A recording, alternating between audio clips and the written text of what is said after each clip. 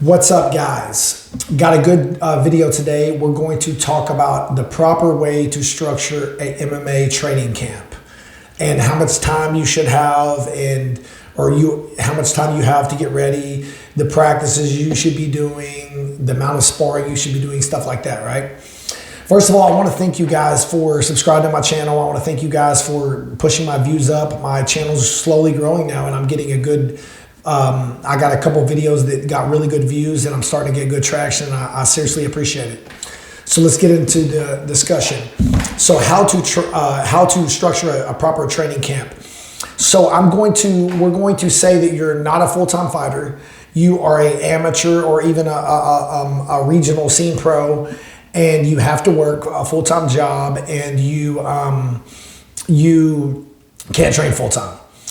So first, I would say minimum, preferably you want 6 to 8 week training camp.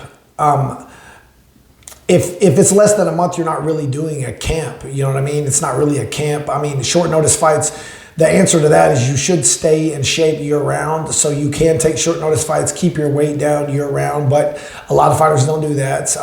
We eat bad in between fights and blow up, and it makes it hard on us, honestly, to take fights on short notice. But, fighters are fighters. So let's say you have 6 to 8 week training camp. So preferably, ideal, you want 2 months. That I would say, especially if you're a professional fighter. If you're an amateur, it's different, at that point, you're kind of just fighting for experience and getting fights when you can, because a lot of amateur fights, there's a lot of people pull out of amateur fights, guys, because people really haven't decided they want to be fighters. So I remember amateur fights going through 3 different opponents in 1 week before the fight. And I have guys right now that are my amateur fighters that go through that as well. So like I have an amateur fighter fighting this Friday night, and he's had 3 opponents in the last 2 weeks, but fortunately he's still getting to fights. So let's say you have a full 2 month training camp. So the goal here should be to progress your technique and to get in shape at the same time. It shouldn't be you're horribly out of shape when you come into a training camp and you have to use the entire 6 weeks to 2 months to get in shape. You should already be in somewhat decent conditioning at that point. But like I said in previous videos, you need to do grappling and striking both. So let's say you have 2.5 hours a day to practice, 5 days a week. You need to practice grappling and striking both. You should do wrestling 3 days a week of that camp. You should do jiu-jitsu 2 days a week of that camp. If you're an MMA fighter, you should, preferably 6 days, guys, if you can train 6. And you should do boxing 3 days a week, and you should do kickboxing 2 days a week. And I would say for sparring, I would say you should wrestle very hard. You should wrestle very hard. You should do lots of wrestling and cage work both. You should, the cage work is very important, guys, especially the higher the level gets, because everybody knows how to use the cage to be defensive and offensive at this point at the high levels. So the grappling should be hard. You should be doing hard rounds. That doesn't mean you do hard every day. At least 3 days out of those 5 days, you should be rolling pretty hard. You should do several rounds. You should do basically double the rounds you're fighting. If you're fighting a 3-minute round fight as an amateur, you should be at least grappling 6 3-minute rounds, if not even 4 or 5-minute rounds. Maybe 5 5-minute rounds is a good option. Then you should spar twice a week. I suggest you should box spar once, and you should kickbox spar once. And maybe half of the sparring, let's say you do 6 rounds each day you spar. Half of those rounds, if you're fighting MMA, you could do with takedowns and half of them without takedowns. And when you're sparring with takedowns, especially with big gloves, you don't want to take the person down and hold them down the whole round. You want to take them down, secure your position, land 20, 30 seconds of work, and then let the person back up. I've seen a lot of grapplers over the years that never progress their striking because they spar with takedowns constantly.